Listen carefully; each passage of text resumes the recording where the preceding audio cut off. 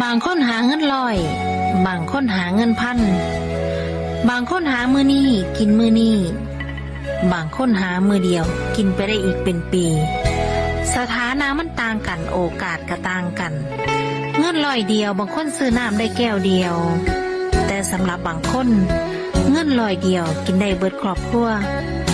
โชคชะตามันเลือกบ่ได้เมื่อยปานใดก็ต้องสู้ไปในแบบของเฮาเมื่อยก็เศร้าเมื่อยก็สู้ต่อ